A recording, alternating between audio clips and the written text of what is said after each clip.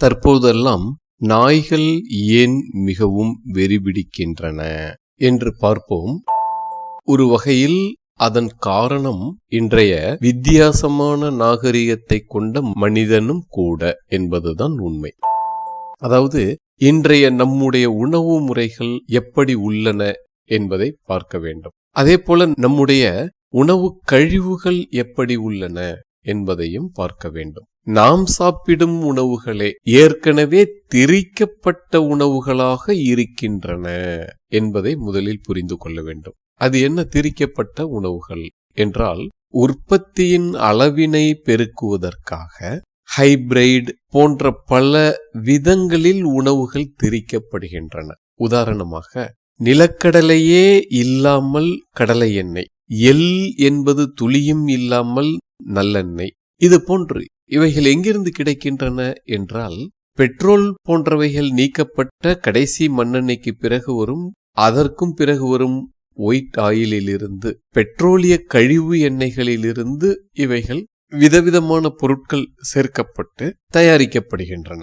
வாசனை பொருள்கள், நிறமிகள், சுவை வேதி பொருட்கள், மிருக கொழுப்புகள் போன்ற எண்ணெயில் உள்ள சத்துக்கள் என்று சொல்லப்படுபவைகள் இயற்கையான எண்ணெயில் உள்ள அம்சங்கள் என்னவோ அவைகளையெல்லாம் வேறு வேறு விதங்களில் கொண்டு வருகிறார்கள், அங்கே சேர்க்கிறார்கள். இப்படி தயாரிக்கப்பட்ட எண்ணெய் உண்மையான எள்ளிலிருந்தும் நிலக்கடலையில் இருந்தும் தயாரிக்கப்பட்ட எண்ணெயை விட மிகவும் குறைந்த செலவிலேயே உற்பத்தி செய்ய முடிகிறது. அதனால் அது விற்பனைக்கு வருகிறது. விலை குறைவாக இருப்பதால் மக்களுக்கு கவர்ச்சியாக இருக்கிறது. அதே போன்று இயற்கையான கோழிக்கு பதிலாக பிராய்லர் கோழிகள், அதே போல இயற்கையான மாட்டுப்பாலுக்கு பதிலாக மாடு, பன்றி இவைகளின் முட்டை விந்துவை சேர்த்து கொண்டு வரப்பட்ட ஜெர்சி பால், இது போன்றவைகளைத்தான் இங்கே நாம் திரிக்கப்பட்ட உணவு என்று கூறுகிறோம். அதற்கும் மேலாக உணவுகளில் நாம் நிறப்பொடிகளை கலக்கிறோம், சுவை கூட்டு பொடிகளை சேர்க்கிறோம், வாசனை பொடிகளை சேர்க்கிறோம். அதற்கும் மேல் இந்த கடையில் வாங்கும் பொருட்களில் ஏற்கனவே பூச்சி மருந்து சேர்த்துறான். அந்த பூச்சி மருந்துக்கு நாகரிகமான பெயர் என்னன்னா, கெடாமல் பாதுகாக்கும் பாதுகாப்பு பொடிகள் அப்படின்னு ஏதாவது ஒண்ணு வைப்பான். இப்படியெல்லாம் நம்ம எல்லாவற்றையும் சேர்த்து உணவை தயாரித்து அதுக்கு மேல அதை கொண்டு போய் என்ன பண்றோம், ஃப்ரிட்ஜில் வைக்கிறோம். ஃப்ரிட்ஜில் வைக்கப்பட்ட பிறகு அது உணவுப் பொருள் இல்லை. இதை எப்படி புரிஞ்சுக்கிறது? ஒரு குழந்தைய கொண்டு போய் ஃப்ரிட்ஜில் வச்சோம்னா ஒரு வாரம் கழிச்சு எடுத்தா எப்படி இருப்பான்? இவ்வளவு அருவருப்பான உதாரணங்களை எல்லாம் சொல்ல வேண்டியிருக்கு. ஏன் அப்படி சொன்னாதான் நமக்கெல்லாம் கொஞ்சமாவது புரியுது.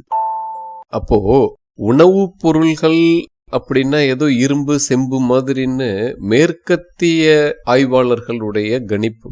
உண்மை அப்படி இல்லை. உணவு என்பது உடல் பகுதிகள் அப்படிங்கிறது தான். கத்திரிக்காய், வெண்டைக்காய் இதெல்லாம் உடலின் பகுதிகள். அது தாவரங்களின் உடலின் பகுதியாக இருக்கலாம், ஆனால் உடலின் பகுதிகள்.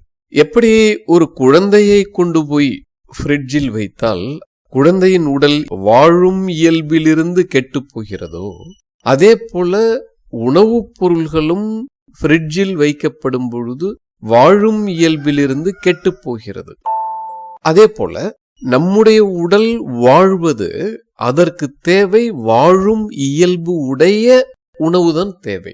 அப்படி இருக்கும் பொழுது அந்த வாழும் இயல்பு உடைய கத்தரிக்காய், வெண்டைக்காய் போன்ற பொருள்களை ஃப்ரிட்ஜில் வைத்து கொலை செய்து வாழாத இயல்பு உடைய செம்பு, இரும்பு போன்றவைகளாக ஆக்கி அதை நாம் சாப்பிட்டால் நம் உடல் அதனை எப்படி அங்கீகரிக்க முடியும் என்பதை புரிந்து கொள்ள வேண்டும். ஆகட்டும், மொத்தத்தில் இந்த ஃப்ரிட்ஜில் வைக்கப்பட்ட பிறகு உள்ள உணவு நமக்கு சேராத உணவு.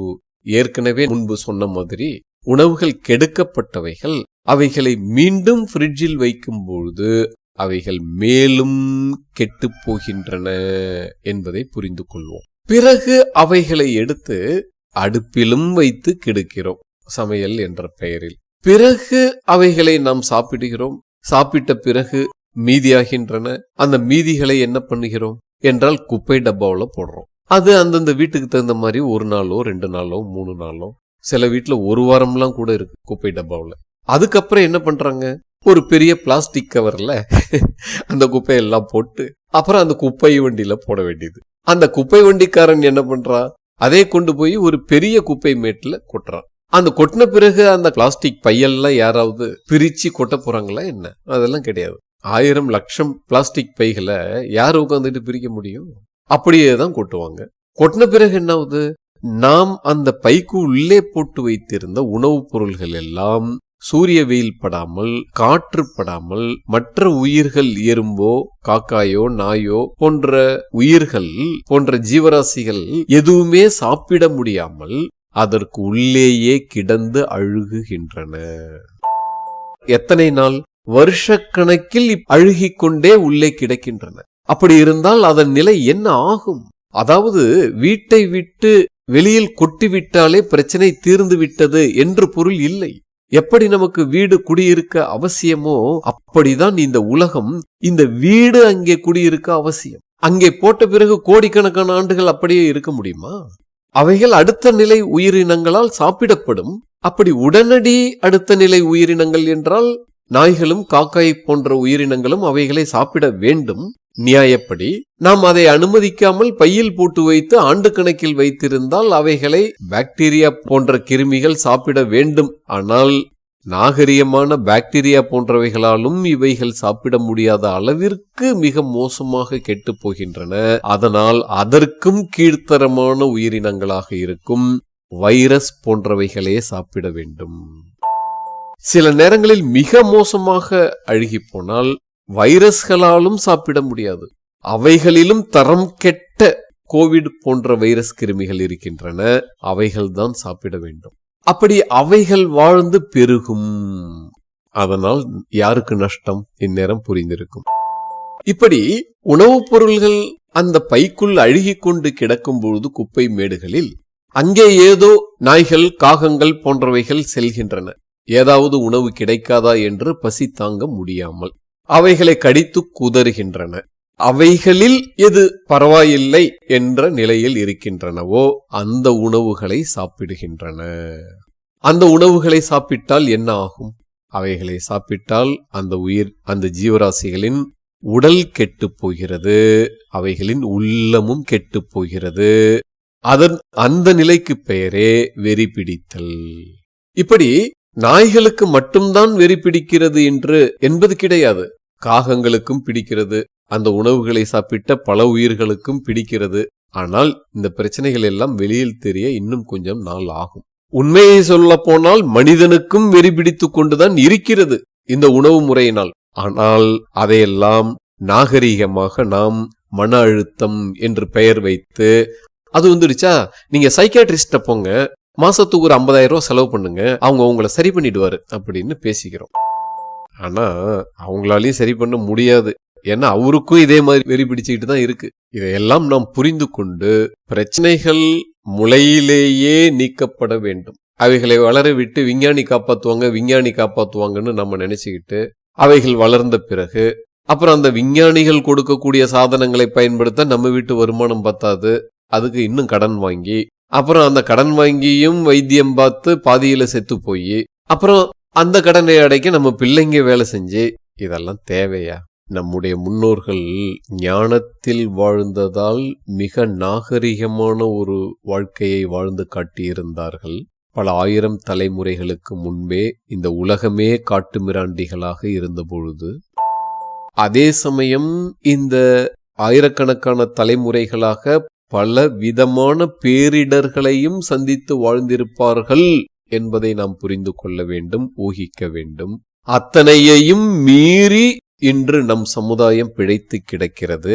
அதே பண்பாட்டை கடைபிடிக்கும், அதே வாழ்வியலை கடைபிடிக்கும் ஒரு சமுதாயமாக உலகில் இப்படி ஒரு நீண்ட பரம்பரையை உடைய ஒரு சமுதாயம் எதுவுமே கிடையாது. இப்படி கட்டி காப்பாற்றியது நம் முன்னோர்களினுடைய சிந்தனை முறையும் வாழ்வியலும். இன்று நாம் இவைகளையெல்லாம் மூட நம்பிக்கை என்று கொள்ளையடிக்க வந்த வெள்ளையன் சொல்லித்தந்தான் என்பதற்காக ஓரமாக வைத்துவிட்டு அவன் கொடுக்கும் தத்துவங்களின்படி வாழ்கிறோம். அதனுடைய விளைவுகள் தான் இன்று வெறிபிடிக்கும் நிலை, நாய்களுக்கும் சரி மனிதனுக்கும் சரி. நாம் இந்த அறியாமை வலைக்குள் சிக்கிக் கொள்ளாமல் நம் முன்னோர்களைப் போல அறிவுடன் வாழ்வோம். வாழ்க பாரதி, வாழ்க பாரதம், வாழ்க பாரத பண்பாடு.